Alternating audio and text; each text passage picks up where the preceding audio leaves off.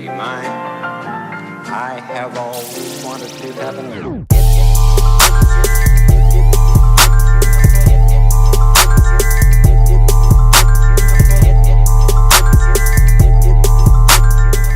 What is going on, Dank fam? It's your boy Mike Diesel. You guys seen the thumbnail, you seen the title, you know what's going on. It's another DankWheelie test ride where we take a bike from Morimoto and shred it, bro!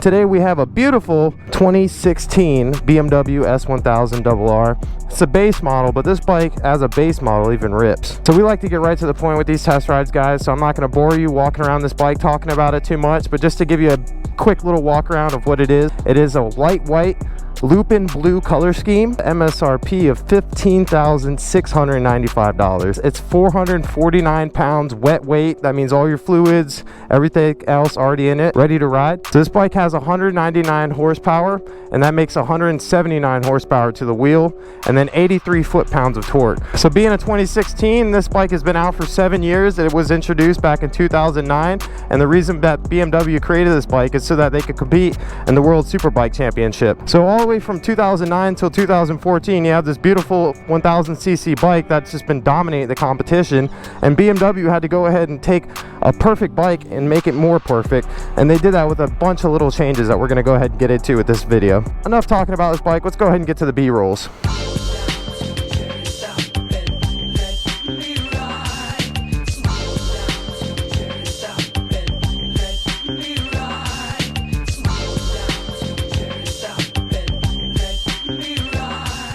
First startup, no fancy TFT display.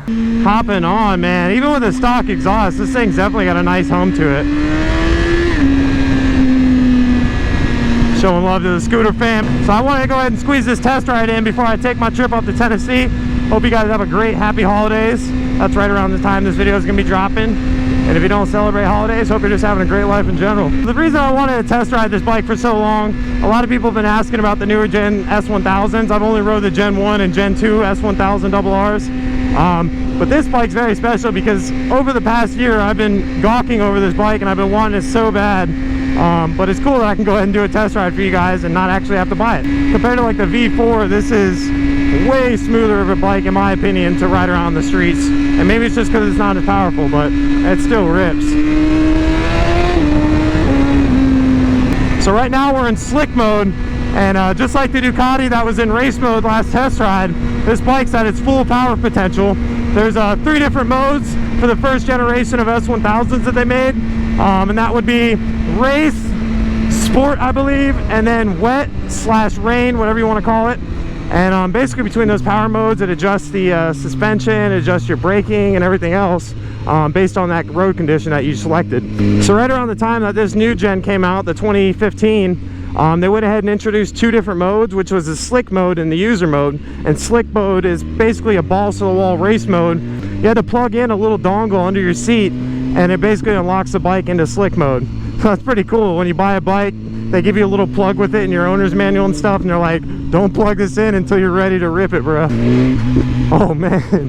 And sorry if I'm talking your guys' brains off. We're gonna rip it in this video later on. I just researched a lot about this bike. I'm very passionate about it because I love this model. So I wanted to go ahead and fill you guys in nice and right on this bike. Let's see what first gear revs out to. So you almost get 95 miles an hour out of first gear. I actually used to get 110 miles an hour in first gear on my 07R1. Baby on that rap to pay the bills. The torque and the horsepower, in my opinion, is super nice and balanced. You get a little bit of everything. This rear brake is a little spongy for my liking, so I don't think I'm going to be doing too many wheelies this ride.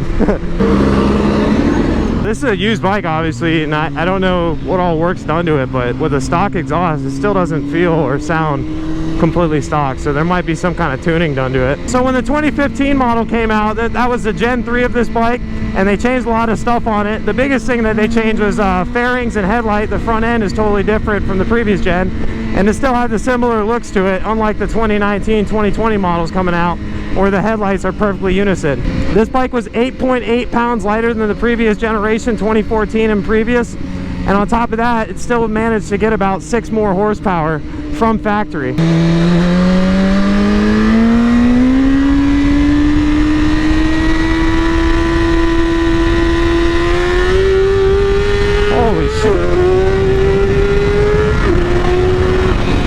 Whoa! That suspension was shaking like crazy, guys. Wow. So they made the bike lighter, they made it faster, and they made it look all around better. And you're probably wondering, so when the 2019 came out, and this bike's pretty much perfect for the most users that want it, what else can you change on this bike to make it more and more better? And it's crazy, I won't get into detail about the 2019, 2020 S1000 until we find one to test ride, but I will leave you with one crazy fact. This motor is 9 pounds heavier than the newest S1000rr.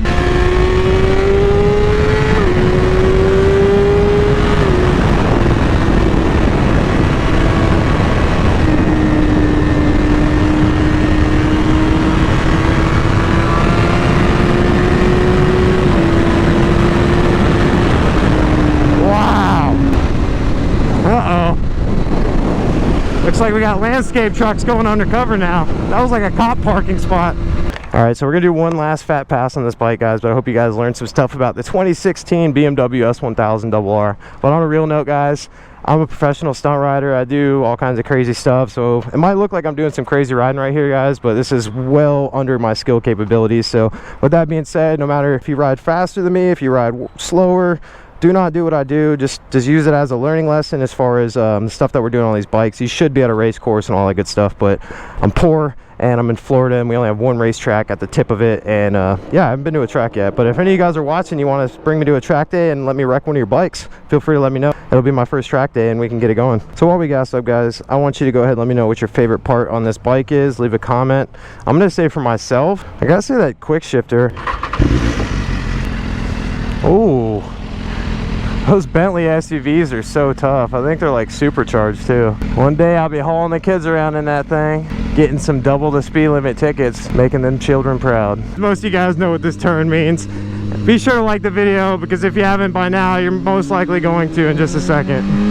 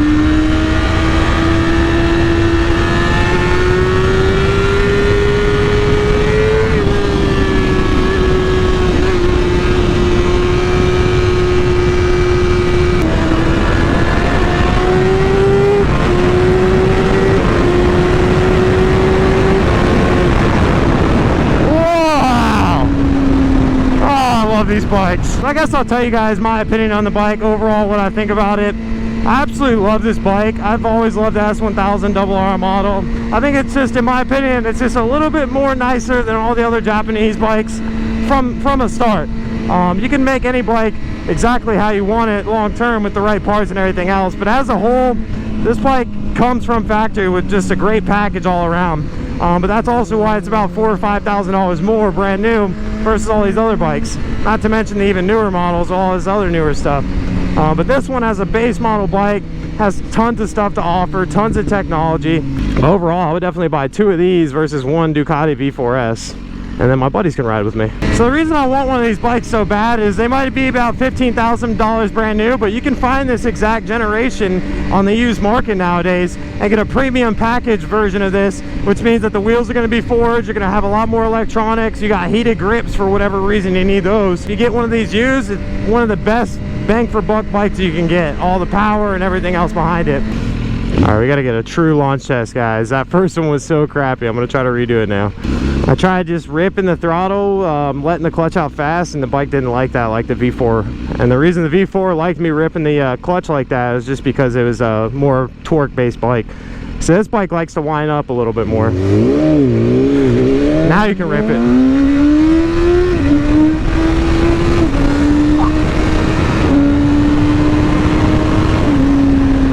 Just to give you an idea, we got the Brembo monoblock calipers up front, electronic suspension. It's not Öhlins though, and Öhlins comes on the premium package, which is really nice. I think they have a dynamic package as well.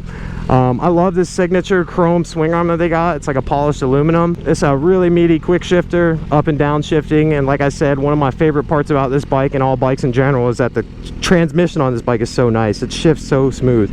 You got the RAM mount, which I didn't put my phone in. That's a little sketchy. So this video is powered by Morimoto. Big shout outs to them. They're a Florida dealership. They got 2 locations in Tampa and St. Petersburg, specializing in used inventory.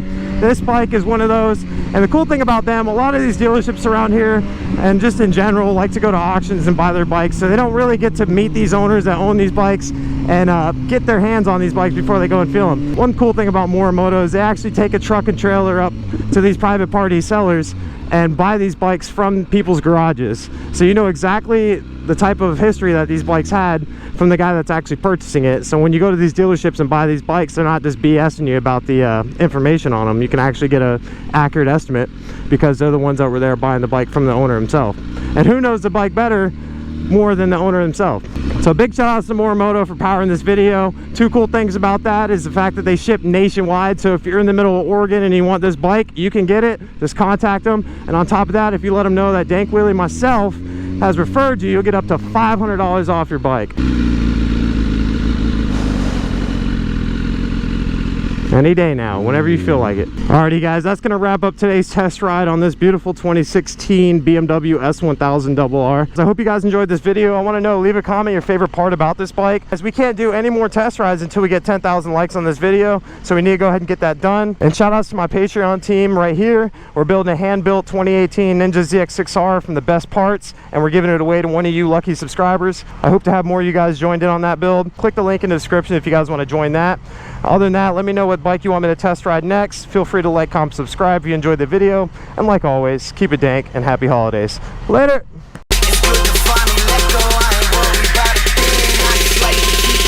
Yeah, I like to keep it mellow.